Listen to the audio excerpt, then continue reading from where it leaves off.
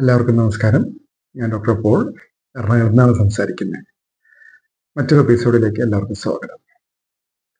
ഞാനിന്ന് ഇവിടെ സംസാരിക്കാൻ ഉദ്ദേശിക്കുന്നത് ഒരാശുപത്രിയിൽ നിന്ന് വേറൊരു ആശുപത്രിയിലേക്ക് അല്ലെങ്കിൽ ഹയർ സെന്ററിലേക്ക് ഒരു രോഗീനെ റെഫർ ചെയ്യപ്പെടുമ്പോൾ ശ്രദ്ധിക്കേണ്ട കാര്യങ്ങൾ എന്തൊക്കെയാണ് എന്നതിനെക്കുറിച്ച്. അപ്പോൾ രോഗങ്ങൾ പലതരത്തിലാണ്. അപ്പോൾ ഒരു രോഗീനെ, അത് നെഞ്ചുവേദനയായിട്ട് വരുന്ന രോഗിയാവട്ടെ, അല്ലെങ്കിൽ ഉയരങ്ങളിൽ നിന്ന് താഴെ വീണ രോഗിയാവട്ടെ, വയറുവേദനയായിട്ട് വന്ന രോഗിയാവട്ടെ, അല്ലെങ്കിൽ റോഡപകടങ്ങളിൽപ്പെട്ട് എക്സസീവ് ട്രോമയുള്ള പേഷ്യൻ്റ് ആവട്ടെ, അങ്ങനെ പലതരത്തിലുള്ള രോഗങ്ങളെ കൊണ്ട് ഒരു രോഗീനെ അവിടെയുള്ള നാട്ടുകാരോ സുഹൃത്തുക്കളോ ബന്ധുക്കളോ ഉറ്റ ബന്ധുക്കളോ അകന്ന ബന്ധുക്കളോ ആശുപത്രിയിൽ എത്തിക്കാം. അപ്പോൾ ചില കാരണങ്ങൾ കൊണ്ട് അല്ലെങ്കിൽ ഒരു സ്പെഷ്യലിസ്റ്റിന്റെ സേവനം ആവശ്യമുള്ളപ്പോൾ നമ്മൾ ചെറിയ ആശുപത്രികളിൽ നിന്ന് വലിയ ആശുപത്രിയിലേക്ക് പേഷ്യന്റിനെ റെഫർ ചെയ്യാറുണ്ട്. അപ്പൊ അങ്ങനെ വരുമ്പോൾ നമ്മൾ എന്തൊക്കെയാണ് ശ്രദ്ധിക്കേണ്ടത് എന്നാണ് നമ്മൾ ഇവിടെ ഡിസ്കസ് ചെയ്യാൻ ഉദ്ദേശിക്കുന്നത്. അപ്പോൾ വൈറ്റൽ ഓർഗാൻസ് എന്ന് പറഞ്ഞാൽ നമ്മുടെ ഹൃദയം, തലച്ചോറ്, അല്ലെങ്കിൽ കിഡ്നി, ലിവർ, ഇങ്ങനെയുള്ള അവയവങ്ങൾക്ക് ഉള്ള അപകടം പറ്റിയിട്ടുള്ള അസുഖങ്ങളാണെങ്കിൽ നമ്മൾ കുറച്ചും കൂടി പ്രയോറിറ്റി കൂടിയ രോഗികളാണ്. ഇപ്പോൾ ഹാർട്ടിൻ്റെ നമുക്ക് എല്ലാവർക്കും അറിയാം, ഹാർട്ട് അറ്റാക്ക് വളരെ കോമൺ ആയിട്ട് എല്ലാ ചെറിയ ആശുപത്രികളിലും കാണപ്പെടുന്ന ഒരു അസുഖമാണ്.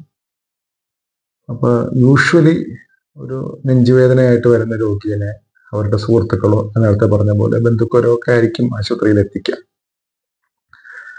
അപ്പോൾ നമ്മൾ ECG എടുക്കുക, അല്ലെങ്കിൽ എക്സ്റേ എടുക്കുക, അല്ലെങ്കിൽ രക്തം പരിശോധിക്കുക, അങ്ങനെ പല പല ഇൻവെസ്റ്റിഗേഷൻസ് നോക്കിയിട്ട് അവിടുത്തെ ഡോക്ടറിന് ഒരു ഇനീഷ്യൽ ഇംപ്രഷൻ ഉണ്ടാവും. നമ്മളിപ്പോൾ ഒരു പോലീസ് കേസ് ഇടുമ്പോൾ ഒരു FIR പോലീസ് ഇടുന്ന പോലെ, FIR എന്ന് വെച്ചാൽ എന്താ, ഫസ്റ്റ് ഇൻഫർമേഷൻ റിപ്പോർട്ട്. അതുപോലെ ആ രോഗിയുടെ ലക്ഷണങ്ങളും ആ രോഗിയെ പരിശോധിച്ചിട്ട് ആ ഡോക്ടർക്ക് കിട്ടുന്ന ഫൈൻഡിങ്സിൽ നിന്നാണ് ഇനീഷ്യൽ ഇംപ്രഷൻ ഉണ്ടാവും. ഈ ഇനീഷ്യൽ ഇംപ്രഷൻ ചിലപ്പോൾ മാറിയേക്കാം ഇൻവെസ്റ്റിഗേഷൻസ് വരുമ്പോൾ, അല്ലെങ്കിൽ അതിന്റെ കോഴ്സ് ഓഫ് ടൈമിൽ ചിലപ്പോൾ മാറിയേക്കാം. ആ ഇനീഷ്യൽ ഇംപ്രഷന്റെ വെളിച്ചത്തിൽ ഒരു രോഗിക്ക് ഒരു എക്സ്പേർട്ട് ട്രീറ്റ്മെന്റ് ആവശ്യമുള്ള അവസ്ഥയുണ്ടെങ്കിൽ നമ്മൾ ഇമ്മീഡിയറ്റ്ലി റെഫർ ചെയ്ത് വിടും. എന്നാൽ ചുരുക്കം ചില ആശുപത്രികളിൽ ആളുകൾ ജസ്റ്റ് ഒരു ഡിസിഷൻ എടുക്കാൻ വേണ്ടി മാത്രം കൊണ്ടുപോകുന്ന പ്രതിഭാസം കണ്ടിട്ടുണ്ട്. അതായത് എറണാകുളം ജില്ലയുടെ പെരിഫറിയിലുള്ള രോഗികൾക്ക് എറണാകുളത്തേക്കും, അതുപോലെ ഇവിടെ കാസർഗോഡ്, കണ്ണൂർ സൈഡിലുള്ള രോഗികൾക്ക് മംഗലാപുരത്തേക്കും, അങ്ങനെ മെയിൻ സെന്ററുകളിലേക്ക് എത്തിപ്പെടാനാണ് എല്ലാവരും താല്പര്യപ്പെടുക. കാരണം മെയിൻ സെന്ററുകളിലായിരിക്കും പ്രധാനപ്പെട്ട കോർപ്പറേറ്റ് ആശുപത്രികളോ അല്ലെങ്കിൽ ജനറൽ ഹോസ്പിറ്റലുകളോ ഒക്കെ ഉണ്ടാവും, മെഡിക്കൽ കോളേജുകളോ ഒക്കെ ഉണ്ടാവും. അപ്പൊ ആ ഹയർ സെന്ററിലേക്ക് പോണോ വേണ്ടയോ എന്നുള്ള ഡിസിഷൻ എടുക്കാൻ വേണ്ടിയിട്ടായിരിക്കും ചിലപ്പോൾ ഈ രോഗികളെ പെരിഫറീസിലോ ചെറിയ ചെറിയ ആശുപത്രികളിലേക്ക് കൊണ്ടുവരാം. അപ്പോ ചില സന്ദർഭങ്ങളിൽ ഈ പറഞ്ഞ പോലെ ഒരു ഡോക്ടർ ഒരു നിഗമനത്തിൽ എത്തിക്കഴിഞ്ഞു കഴിഞ്ഞാൽ പേഷ്യന്റിനെ റെഫർ ചെയ്ത് വിടാനുള്ള തയ്യാറെടുപ്പ് എടുത്തുകൊണ്ടിരിക്കെ ചില ബൈസ്റ്റാൻഡേഴ്സ് അല്ലെങ്കിൽ കൂടെയിരിപ്പുകാർ ബഹളം വെക്കുന്നത് കാണാറുണ്ട്. രോഗിനെ വിട്ടു തരണം, ഇപ്പൊ കൊണ്ടുപോകണം, ആംബുലൻസ് വിളിക്കണം, അങ്ങനെയൊക്കെ പറഞ്ഞ് ബഹളം ഉണ്ടാക്കുന്നത് കാണുന്നുണ്ട്. അത് നല്ലൊരു പ്രവണതയാണ്. കാരണം നമുക്ക് എല്ലാ രോഗികളെയും പെട്ടെന്ന് ഷിഫ്റ്റ് ചെയ്യാൻ പറ്റില്ല. നമുക്ക് ഷിഫ്റ്റ് ചെയ്യുക അല്ലെങ്കിൽ റെഫർ ചെയ്യുക എന്ന് പറഞ്ഞാൽ വളരെ എളുപ്പമാണ്. പക്ഷേ രോഗി ഏതവസ്ഥയിലാണോ വന്ന് അത് നിലനിർത്തി, അതായത് പല തരത്തിലും ഫ്ലക്ച്വേഷൻ, വേരിയബിൾസ് ഒത്തിരി ഉണ്ട്.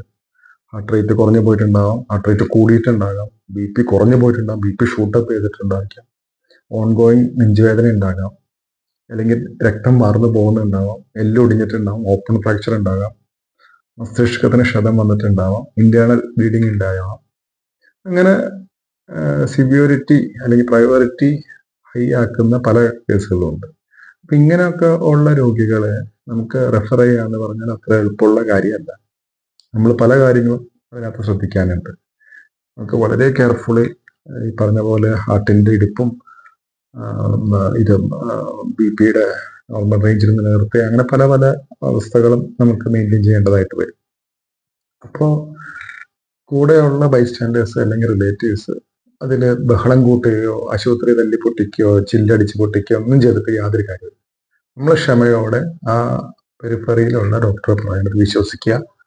അവരെ നമ്മൾ അവരുടെ ആ പ്രോസസ്സ്, ആ റെഫറിങ് പ്രോസസ്സ് സ്മൂത്ത് ആക്കി കൊടുക്കുവാൻ അവരെ സഹായിക്കുകയാണ് നമ്മൾ വേണ്ടത്. നിങ്ങൾ ഏറ്റവും ചെയ്യുന്ന ഉപകാരം അതായിരിക്കും.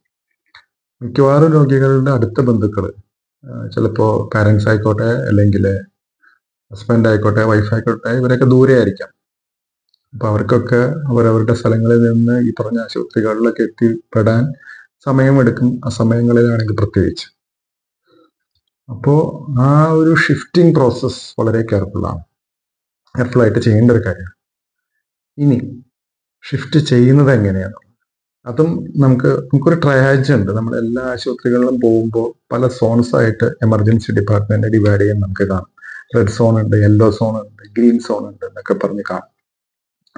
അപ്പൊ റെഡ് സോണിലുള്ള രോഗികൾ എന്ന് പറഞ്ഞാൽ അതിതീവ്ര അല്ലെങ്കിൽ ഗുരുതരമായിട്ടുള്ള അസുഖങ്ങളുള്ള ആൾക്കാരാണ്. നമുക്ക് കോൺസ്റ്റന്റ് മോണിറ്ററിങ് ആവശ്യമുള്ള രോഗികളായിരിക്കാം. ഉദാഹരണത്തിന് ഹാർട്ട് അറ്റാക്ക്, അല്ലെങ്കിൽ ഹാർട്ടിന്റെ താളം നിന്ന് പോകാൻ, ശ്വാസം മുട്ട് ഉള്ള അവസ്ഥ, അനഫൈലാക്സിസ്, അങ്ങനെ പല തരത്തിലുള്ള രോഗികളാണ് നമ്മൾ റെഡ് സോണിൽ നിർത്തുന്നത്. യെല്ലോ സോണിലുള്ള രോഗികളെ നമ്മൾ ഒബ്സർവേഷൻ, അല്ലെങ്കിൽ നമുക്ക് യെല്ലോ സോണിലുള്ള ആൾക്കാർ പിന്നെ റെഡ് സോണിലേക്ക് മാറാൻ സാധ്യതയുണ്ട്. അപ്പോൾ അവർക്ക് വേണ്ടിയിട്ടുള്ള ഇമ്മീഡിയറ്റ് കെയർ കൊടുക്കുക, അവരുടെ ഇൻവെസ്റ്റിഗേഷൻ ചെയ്യുക, നമ്മൾ ഒബ്സർവ് ചെയ്ത് വെക്കും. ഗ്രീൻ സോണിലുള്ള രോഗികളെ നമുക്ക് പിന്നെയും വെയിറ്റ് ചെയ്യാം എന്നുള്ള തരത്തിലുള്ള രോഗികൾ. അപ്പോൾ റെഡ് സോണിലുള്ള ഒരു രോഗിയെ നമ്മൾ വേറൊരു ആശുപത്രിയിലേക്ക് റെഫർ ചെയ്യുമ്പോൾ നമ്മൾ യൂഷ്വലി ഒരു ICU ഉള്ള ആംബുലൻസിലാണ് റെഫർ ചെയ്യുക. ICU ഉള്ള ആംബുലൻസ് എന്ന് പറയുമ്പോൾ നമ്മൾ ഉദ്ദേശിക്കുന്നത് ചുമ്മാ ഓക്സിജൻ മാത്രമല്ല. അതിനാൽ ആ ICU ഉള്ള ആംബുലൻസിൽ ഫുൾ ICU ഉണ്ടായിരിക്കണം. ICU എന്ന് പറയുമ്പോൾ ഡീഫിബ്രിലേറ്റർ ഉണ്ടാവും. നമ്മൾ പേഷ്യൻ്റ് അറസ്റ്റായി പോയി കഴിഞ്ഞാൽ നമുക്ക് ഷോക്ക് കൊടുക്കാനായിട്ടുള്ള മെഷീൻ, അതാണ് ഡീഫിബ്രിലേറ്റർ. പിന്നെ വെന്റിലേറ്റർ സപ്പോർട്ട് ആവശ്യമെങ്കിൽ കൊടുക്കാനുള്ള സൗകര്യം ഉണ്ടാവണം. എമർജൻസി ഡ്രഗ്സ് കൊടുക്കാൻ പറ്റണം, സെക്ഷൻ ചെയ്യാൻ പറ്റണം, ഓക്സിജൻ വേണം. ഇതെല്ലാ സൗകര്യങ്ങളും ഉള്ള ഒരു ആംബുലൻസിനെയാണ് നമ്മൾ ICU ആംബുലൻസ് പറയുന്നത്. ICU ആംബുലൻസ് മാത്രം ഉണ്ടായപ്പോൾ പോരാ, നമുക്ക് ICU ട്രെയിൻഡ് ആയിട്ടുള്ള ഒരു ഡോക്ടർ, നല്ല ട്രെയിനിങ് കിട്ടിയിട്ടുള്ള ഒരു നേഴ്സും വേണം ICU ആംബുലൻസ്. കാര്യം എന്താണെന്ന് വെച്ചാൽ ഒരു എമർജൻസി കൊണ്ടുപോകുന്ന അവസ്ഥയിൽ വന്നാൽ അത് ഐഡന്റിഫൈ ചെയ്യാൻ ആ ഡോക്ടർക്കും ആ നേഴ്സിനും പറ്റണം. പിന്നെ നമ്മളൊരു കൺട്രോൾഡ് അറ്റ്മോസ്ഫിയറിൽ ഒരു പേഷ്യന്റിനെ സ്റ്റെബിലൈസ് ചെയ്യുന്ന പോലെ ആയിരിക്കില്ല ഓടിക്കൊണ്ടിരിക്കുന്ന, അതിവേഗത്തിൽ നിയമം തെറ്റിച്ച് ഓടിക്കൊണ്ടിരിക്കുന്ന ഒരു ആംബുലൻസിന്റെ അകത്ത് പ്രവർത്തിക്കുന്ന ഡോക്ടറും നേഴ്സ് എന്ന് പറഞ്ഞു. ആംബുലൻസ് ചിലപ്പോൾ 6 മോഷനിൽ പോവാം, ഷാർപ്പ് ടേണിങ്സ് വരാം. അപ്പോൾ ഈ അവസ്ഥയിലൊക്കെ രോഗിയുടെ പൾസും ബിപിയും ഹാർട്ട് റേറ്റും ഓക്സിജന്റെ അളവും എല്ലാം ക്ലോസ്ലി മോണിറ്റർ ചെയ്യാൻ ഇവർ ട്രെയിൻഡ് ആയിരിക്കും. അത് ഇച്ചിരി പാടുള്ള കാര്യമാണ്, അത്ര എളുപ്പമല്ല. നമുക്കൊരു കൺട്രോൾഡ് അറ്റ്മോസ്ഫിയറിൽ നമ്മൾ ICUയിലോ അല്ലെങ്കിൽ ഒരു AC ഇട്ട മുറിയിലോ ഇട്ടിരുന്ന് പേഷ്യന്റിനെ സ്റ്റെബിലൈസ് ചെയ്യുന്ന പോലെ ആയിരിക്കില്ല നമ്മളൊരു ആംബുലൻസിൽ ഒരു പേഷ്യന്റിനെ സ്റ്റെബിലൈസ് ചെയ്യും. അപ്പോൾ ഇത്രയും കാര്യങ്ങളൊക്കെ ഉണ്ട്. നമ്മൾ ഒരു പേഷ്യന്റിനെ ഷിഫ്റ്റ് ചെയ്യാന്ന് പറഞ്ഞാൽ അത് ചുമ്മാ നമ്മൾ ഉപ്പൻചാക്ക് വലിച്ചു വാരിയിട്ടിട്ട് നമ്മൾ കൊണ്ടുപോകുന്ന പോലെയല്ല. ഞാനിങ്ങനെ സർക്കാസ്റ്റിക്കലി പറഞ്ഞതിന്റെ കാരണം എന്ന് വെച്ചാൽ പല രോഗികളും അങ്ങനെ വിചാരിച്ചിരിക്കും. നമ്മൾ റെഫർ ചെയ്യുമ്പോൾ എന്ന് പറഞ്ഞാൽ ഇവിടുത്തെ ഡോക്ടർ, ആ ആശുപത്രിയിലെ ഡോക്ടർമാർക്ക് അതിനുള്ള കഴിവില്ല, അതിനുള്ള ഫെസിലിറ്റി ഇല്ല. അപ്പോൾ അതുകൊണ്ട് നമ്മൾ ഇച്ചിരി കൂടി വലിയ ആശുപത്രിയിൽ പോകുന്നു, ആ ഒരു ധാരണയാണ് എല്ലാവർക്കും. പക്ഷെ അത് ഒരു തെറ്റായ ഒരു ധാരണയാണ്. വലിയ ആശുപത്രികളിൽ ഇരിക്കുന്ന ഡോക്ടർമാരും ചെറിയ ആശുപത്രികളിൽ ഇരിക്കുന്ന ഡോക്ടർമാരും ഒരേപോലെ ട്രെയിനിങ് കിട്ടിയിരിക്കുന്ന ആൾക്കാർ.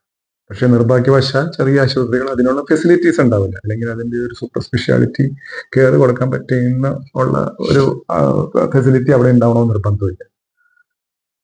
അപ്പൊ നമ്മൾ സംയമനം പാലിച്ച് അവിടുത്തെ ഡോക്ടർ പറയണത് എന്താണോ കാരണം ആ ഡോക്ടർക്കോ അല്ലെങ്കിൽ അവിടെ നോക്കുന്ന ആ വ്യക്തിക്കോ ആ പേഷ്യന്റിന്റെ പ്രസന്റ് അവസ്ഥ എന്താണെന്ന് അറിയുള്ളൂ.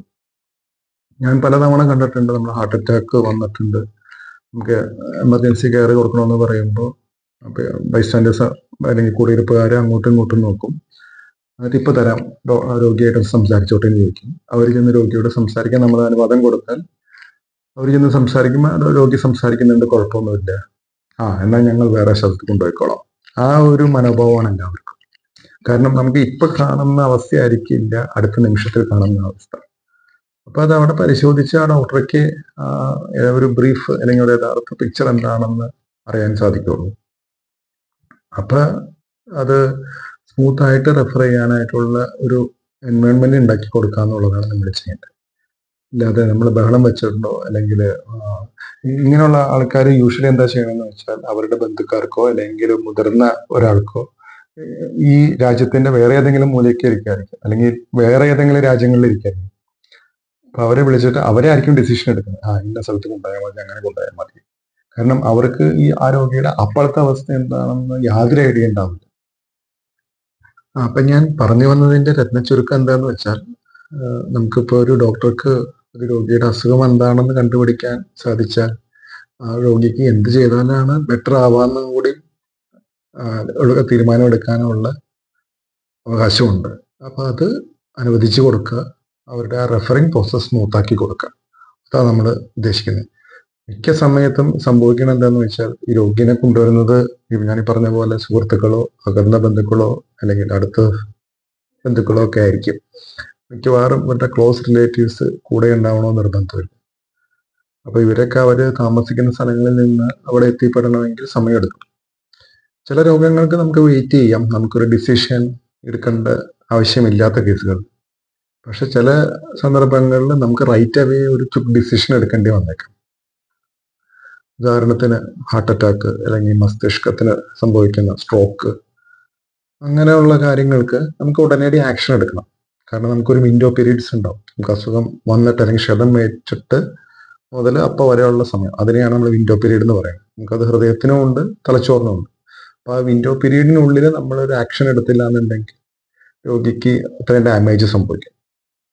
അപ്പൊ അങ്ങനെയുള്ള സന്ദർഭങ്ങളിൽ നമ്മൾ രോഗികളോട് ഇതിന്റെ അവസ്ഥയെക്കുറിച്ച് പറയുമ്പോൾ അവർ വളരെ ലാഘവത്തോടുകൂടി പറയും, ഞാൻ മകനെ അറിയിച്ചിട്ടുണ്ട്, അല്ലെങ്കിൽ അച്ഛനെ അറിയിച്ചിട്ടുണ്ട്, അവർ ഓൺ ദ വേ ആണ്, അവർ വന്നുകൊണ്ടിരിക്കുകയാണെന്ന് പറഞ്ഞാൽ ഇവരുദ്ദേശിക്കുന്നത് ചിലപ്പോൾ ഇവരുടെ അടുത്ത ബന്ധുക്കൾ കാസർഗോഡിൽ നിന്നോ കണ്ണൂരിൽ നിന്നോ വന്നിട്ട് വേണം, തിരുവനന്തപുരത്തോ അല്ലെങ്കിൽ എറണാകുളത്തോ എത്തിയിട്ട് വേണം. അപ്പൊ ആ ഡിസ്റ്റൻസ് ഉണ്ടായിരിക്കും. അപ്പൊ അതുവരെ നമുക്ക് കാത്തിരിക്കാൻ പറ്റില്ല. അപ്പോൾ രോഗിയുടെ ജീവന് ആപത്തുണ്ടാക്കുന്ന ഒരവസ്ഥയാണ്. അപ്പൊ അങ്ങനെയുള്ള സന്ദർഭങ്ങളിൽ രോഗിനെ കൊണ്ടുവരുന്ന ആൾക്കാർ ചെയ്യേണ്ടതെന്ന് വെച്ചാൽ, അവരുടെ ഉറ്റ മിത്രങ്ങളെയോ അല്ലെങ്കിൽ ക്ലോസ് റിലേറ്റീവ്സിനെയോ വിളിച്ച് കാര്യങ്ങൾ പറഞ്ഞ് ബോധിപ്പിക്കുക. മനസ്സിലായോ? അപ്പൊ ഡോക്ടർ പറയണത് എന്താണ്, നിങ്ങൾ സംശയങ്ങൾ ചോദിക്കാം, നിങ്ങൾക്ക് എല്ലാം റൈറ്റ് ടു ഇൻഫർമേഷൻ നിങ്ങൾക്ക് ഉണ്ട്. രോഗിയുടെ അവസ്ഥയെക്കുറിച്ച് അറിയാനുള്ള അവകാശം രോഗിയുടെ കൂട്ടം കൊണ്ടുവന്ന ആൾക്കാർക്കുണ്ട്. അപ്പൊ ഡോക്ടറിനെ കണ്ട് അതിനെ കൂടി ക്ലാരിറ്റി വരുത്താം. എന്താണ് രോഗിയുടെ ഇപ്പോഴത്തെ അവസ്ഥ, എന്താണ് ഉണ്ടാകാൻ സാധ്യതയുള്ള കോംപ്ലിക്കേഷൻസ് എന്താണ്, പേഷ്യന്റ് ഷിഫ്റ്റബിൾ ആണോ, ഷിഫ്റ്റ് ചെയ്യാമെങ്കിൽ എവിടേക്ക് ഷിഫ്റ്റ് ചെയ്യാൻ പറ്റും, അങ്ങനെയുള്ള കാര്യങ്ങളെ കുറിച്ച് സംസാരിക്കുക. അല്ലാതെ ഈ അസുഖത്തിനെ കുറിച്ചോ രോഗിയുടെ അവസ്ഥയെക്കുറിച്ചോ യാതൊരു ധാരണയില്ലാതെ എങ്ങോ മൂലക്കിരിക്കുന്ന ഒരാളെ വിളിച്ച് ചോദിച്ച് ആ ആളുടെ അഭിപ്രായത്തിൽ വാല്യൂ കൊടുത്ത് നമ്മളൊരു ഡിസിഷൻ എടുക്കാനല്ല വേണ്ടത്. ഈ വക കാര്യങ്ങളെല്ലാം ഡോക്ടറായിട്ട് സംസാരിച്ച് അതിനൊരു ക്ലാരിറ്റി വരുത്തിയ ശേഷം ഫോണിലൂടെ ഈ ഡിസിഷൻ എടുക്കേണ്ട ആളോട് കാര്യങ്ങൾ പറഞ്ഞ് മനസ്സിലാക്കാം. ചിലപ്പോൾ ഒരു പ്രൊസീജിയർ ആവശ്യം വന്നേക്കാം, ചിലപ്പോൾ ICUയിലേക്ക് മാറ്റേണ്ടി വന്നിരിക്കാം. അപ്പൊ ചില സന്ദർഭങ്ങളിൽ നമ്മൾ കൺസെന്റ് എടുക്കാൻ സമയം കിട്ടാറില്ല, ഡോക്ടർമാർക്ക് റൈറ്റ് അവേ ആക്ഷൻ എടുക്കേണ്ടി വരും. അപ്പൊ അങ്ങനെയുള്ള സന്ദർഭങ്ങളിൽ നമ്മളൊരു ഹൈ റിസ്ക് കൺസെന്റോ അല്ലെങ്കിൽ ഒരു ഗ്രേവ് കൺസെന്റോ ഒക്കെ നമ്മൾ എടുക്കും. പലതരത്തിലുള്ള കൺസെന്റുകളുണ്ട്. അപ്പൊ അതൊക്കെ വായിച്ചു നോക്കി അതിന്റെ വരും വരകളൊക്കെ മനസ്സിലാക്കി ഒപ്പിട്ട് കൊടുക്കുക, അറിയിക്കേണ്ട കാര്യങ്ങൾ അറിയിക്കുക. അതാണ് നമ്മൾ ചെയ്യേണ്ടത്. ഇനി റെഫർ ചെയ്യാൻ പറ്റുന്ന കണ്ടീഷൻ ആണെങ്കിൽ നമ്മൾ ICU ആംബുലൻസ് അറേഞ്ച് ചെയ്ത് അതിനകത്ത് ICU ആംബുലൻസ് ചുമ്മാ അറേഞ്ച് ചെയ്താൽ പോരാ. നമുക്ക് ICUവിന്റെ ആംബുലൻസിന്റെ അകത്ത് ഡോക്ടർ ഉണ്ടോ, എമർജൻസി ട്രെയിൻഡ് ആയിട്ടുള്ള ഡോക്ടർ ഉണ്ടോ, ട്രെയിൻഡ് ആയിട്ടുള്ള സ്റ്റാഫ് നഴ്സ് ഉണ്ടോ, അതിനകത്തുള്ള ഫെസിലിറ്റീസ് ഉണ്ടോ, ഇത്രയും കാര്യങ്ങൾ നമ്മൾ അന്വേഷിക്കും. ഞാൻ ഇത്രയും പറഞ്ഞത് കൊണ്ട് നമ്മൾ ഉദ്ദേശിച്ചത് എന്താണെന്ന് വെച്ചാൽ, നമുക്ക് ഒരു റെഫറിങ് പ്രോസസ് സ്മൂത്ത് ആക്കാനും അതിൻ്റെ പ്രോസും കോൺസും ബൈസ്റ്റാൻഡേഴ്സിനെ പറഞ്ഞ് മനസ്സിലാക്കാൻ വേണ്ടിയിട്ടാണ്. അടുത്ത പ്രാവശ്യം നിങ്ങളൊരു രോഗിയുമായിട്ട് ഒരു ആശുപത്രിയിൽ പോകുമ്പോൾ ഞാൻ ഈ പറഞ്ഞ കാര്യങ്ങൾ ശ്രദ്ധിക്കുമെന്ന് വിശ്വസിക്കുന്നു. Thank you.